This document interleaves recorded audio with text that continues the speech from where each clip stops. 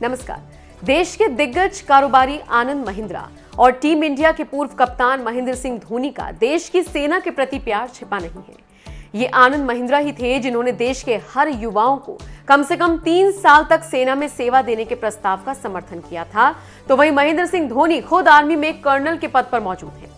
यही वजह है कि देश के रक्षा मंत्रालय ने एक ऐसी हाई लेवल कमेटी बनाई है जिसमें आनंद महिंद्रा और महेंद्र सिंह धोनी को भी अहम जिम्मेदारी दी गई है।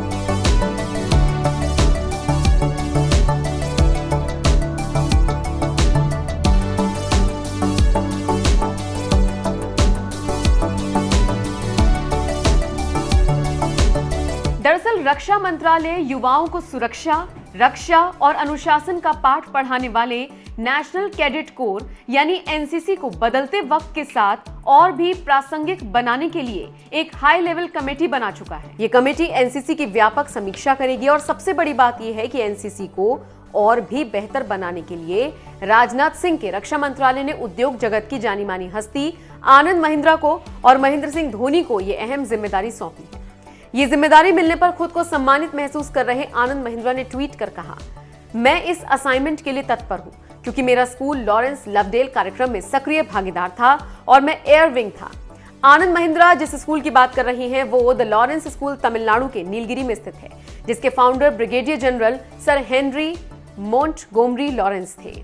इसी स्कूल में आनंद महिंद्रा एयर विंग थे, इसीलिए उन्हें रक्षा मंत्रालय की ओर से बनाई गई कमेटी में जगह मिलने पर बेहद खुशी हो रही है। बता दें, पूर्व बीजेपी सांसद बैजयंत पांडा की अध्यक्षता में बनी इस हाई लेवल एक्सपर्ट कमेटी में धोनी और महिंद्रा के अलावा रिटायर्ड कर्नल राज्यवर्धन सिंह राठौड़, बीजेपी के राज्यसभा सांसद विनय सहस्त्रबुद्धे, वित्त मंत्रालय में प्रधान आर्थिक सलाहकार संजीव सान्याल और जामिया मिलिया इस्लामिया के कुलपति प्रोफेसर नजमा अख्तर, एसएनडीटी महिला विश्वविद्यालय की पूर्व कुलपति प्रोफेसर वसुधा कामत, भारतीय शिक्षण मंडल के राष्ट्रीय आयोजन सचिव Mukul Kanitkar, major general retired Alok Raj, SIS India limited के प्रबंध निदेश ऋतुराज सिन्हा और डेटा बुक के मुख्य कार्यकारी अधिकारी आनंद शाह समिति के सदस्य हैं। मंत्रालय ने कहा कि यह समिति उन उपायों के लिए सुझाव देगी जो राष्ट्र निर्माण और बाकी क्षेत्रों में राष्ट्रीय विकास कोशिशों के प्रति कहीं अधिक प्रभावी तरीके से योगदान देने में एनसीसी कैडेट को सशक्त कर सके। अधिकारियों ने बताया, समिति संगठन को बेहतर बनाने के लिए एनसीसी कैडेट्स का सार्थक उपयोग करने और इसी तरह के युवा संगठनों को एनसीसी की गतिविधियों में शामिल करने के लिए सर्वश्रेष्ठ उपायों की सिफारिश करेगी। एनसीसी को समय के साथ और बेहतर बनाने के लिए रक्षा मंत्रालय की ओर से बनाई गई इस हाई लेवल कमेटी में शामिल किए गए आनंद महिंद्रा के बारे में आपको बता दें, उन्होंने पिछले साल मई में आम भारतीयों को सेना में 3 साल तक टूर ऑफ ड्यूटी करने संबंधी प्रस्ताव का समर्थन किया था। उन्होंने भारतीय सेना को लिखे एक पत्र में कहा था, अगर इस प्रस्ताव को मंजूरी मिलती है तो महिंद्रा ग्रुप उन युवाओं को जॉब देने की प्राथमिकता देगा जो सेना में 3 साल के टूर ऑफ ड्यूटी करने के बाद रिटायर होंगे। महेंद्र सिंह धोनी के बारे में आपको बता दें, वो फिलहाल थल सेना में लेफ्टिनेंट कर्नल हैं और क्रिकेट से संन्यास लेकर इस वक्त आईपीएल खेलने में व्यस्त हैं। लेकिन जब वो क्रिकेट से दूर होते हैं तो भारतीय सेना को भी वक्त देते हैं। यही वजह है कि सेना के प्रति उनके डेडिकेशन को देखते हुए रक्षा मंत्रालय ने कमेटी में उन्हें अहम जिम्मेदारी दी है जिससे एनसीसी को और बेहतर बनाया जा सके। बहरहाल आपको बता दें, खुद पीएम मोदी एनसीसी से जुड़ने के लिए युवाओं को प्रेरित करते रहते हैं। साल 2018 के एक कार्यक्रम में पीएम मोदी ने एनसीसी के बारे में क्या कुछ कहा था, आइए आपको सुनाते हैं। इस देश का प्रधानमंत्री आज भारत के नौजवानों से कुछ मांगना चाहता है, मेरे एनसीसी के कैडेट से कुछ मांगना चाहता है। मैं जानता हूं आप मुझे कभी निराश नहीं करेंगे,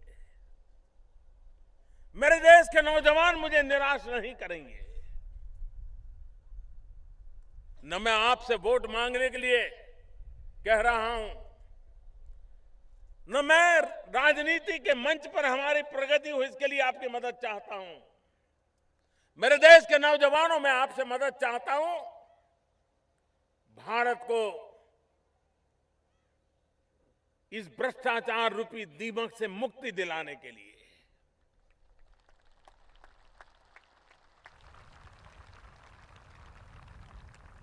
आपको लगता होगा कि हम क्या कर सकते हैं, आपको लगता होगा कि ज्यादा से ज्यादा हम किसी को कुछ देंगे नहीं।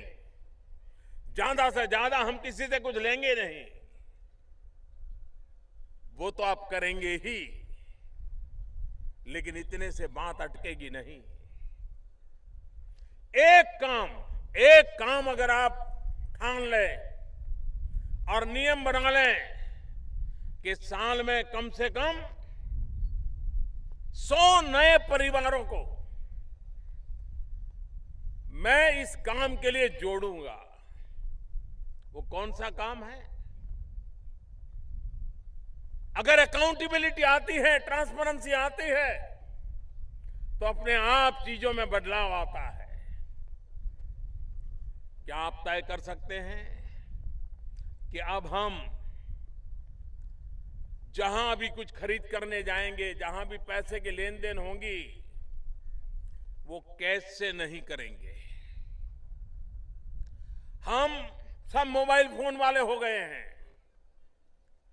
क्या भीम ऐप डाउनलोड करके हम भीम ऐप के द्वारा ही हर चीज खरीदेंगे और जिस दुकान से लेते होंगे, जिस स्टोर में जाते होंगे, जिस मॉल में जाते होंगे, उन पर भी आग्रह करेंगे कि नहीं, ये आपको करना होगा। आप इसकी आदत डालिए। आप देखिए इतनी ट्रांसपेरेंसी आना शुरू हो जाएगा, इतनी अकाउंटेबिलिटी सरल हो जाएगी कि हम भ्रष्टाचार मुक्त भारत की दिशा में मजबूत कदम उठा पाएंगे। किसी राज्य से दोस्त बनाए क्या? तो फेसबुक, ट्विटर, ईमेल, हाँ यही करेंगे कि और भी कुछ करेंगे? अच्छा, कौन है महीने भर में किसी दूसरे राज्य के 5-10 सेंटेंसेस सीख लिए हो? दूसरे की भाषा के किस प्रदेश से हैं आप और क्या सीखा? तेलुगु में? अरे वाह, बढ़िया। हाँ, और कोई है? हैं? उड़ीसा। और क्या सीखे? हेलो, पीछे बैठ जाइए आप। ओ, हमने उनको कल सिखाया। हैं? कैसे सिखाया? सिखाया सर, उन्होंने हमारा ओडिसी का फॉर्म सर आगे जा रहे हैं इम्प्रूव किया है सर, फॉलो किया है सर। बोल दूंगा मैं उनको सर। आप में से कोई है जिन्होंने कोई न कोई दूसरे राज्य की भाषा के 5-7 चीजें सीखने का प्रयास किया और सीख ली?